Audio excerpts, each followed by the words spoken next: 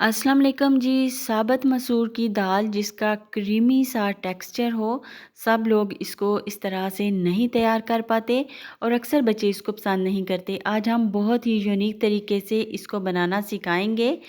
2 छोटे प्याज, थोड़ी सी अदरक और 2 मीडियम साइज़ के टमाटर लेकर इसको हमने ब्लेंडर जग में डाल दिया। इस तरह से एक मर्तबा आप भी साबुत मसूर बनाकर देखें, बहुत ही ज़्यादा मज़े के बनते हैं और आपके बच्चे भी इसको लाज़मी खाएंगे। 1.5 पाव मसूर जो है मैंने आधा घंटा पहले से धो कर रख दिए थे। साथ में ये स्पाइसेस रखे हुए हैं, 8-10 दाने इमली के, 1 कप दूध और इसमें जाएगा कुछ पानी और लहसुन। तो चलिए जी, आज की ये रेसिपी स्टार्ट करते हैं। जल्दी से ये तैयार हो जाएगा। प्रेशर कुकर में मैंने डाल दिया साबुत मसूर को, साथ ही 1 कप पानी मैंने डाल दिया। थोड़ा सा पानी इसमें अभी मज़ीद हम शामिल करेंगे और टमाटर, प्याज और अदरक वाला मिक्सचर भी इसके अंदर शामिल कर दिया। ये जो है मिक्सचर, ये हमारी दाल को क्रीमी सा टेक्सचर देगा। और जो ब्लेंडर जग में लगा रह चुका है उसको भी आप अच्छी तरह से साफ़ कर लें।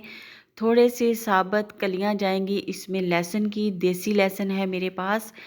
और कुछ लोग कूट कर भी इस पॉइंट पे डालते हैं, मुझे उससे कच्चापन फील होता है, इसलिए मैं साबुत लहसुन का इस्तेमाल करती हूँ। यहाँ पे नमक, मिर्च, हल्दी और धनिया और ज़ीरे का पाउडर जाएगा। ये तमाम स्पाइसेस आपने अपने टेस्ट के हिसाब से इसमें शामिल करने हैं। जितना आप कम या ज़्यादा खाते हों फिर उसी टेस्ट के हिसाब से शामिल कीजिए। तकरीबन आधा कप पानी मैंने मज़ीद इसमें शामिल किया और इसमें कुछ भी ऐड नहीं करना, इसको कवर कर देंगे और इसको 5 से 6 मिनट के लिए हमने प्रेशर कुकर को बंद करना है, वेट लगवाना है और दूध और इमली को बाद में यूज़। 5 मिनट के बाद मैंने चूल्हा जो है बंद कर दिया।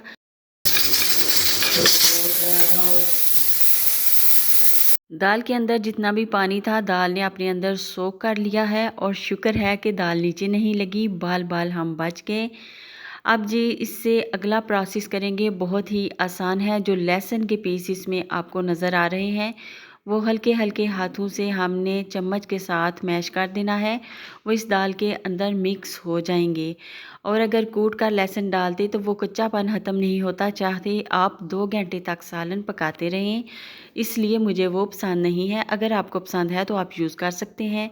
अब मैं इसमें मज़ीद मैंने 1 से 1.5 गिलास पानी शामिल कर दिया और 1 कप दूध जो हमने रखा हुआ था वो इसमें शामिल कर दिया। दूध कच्चा हो या फिर पका उससे फ़र्क नहीं पड़ता।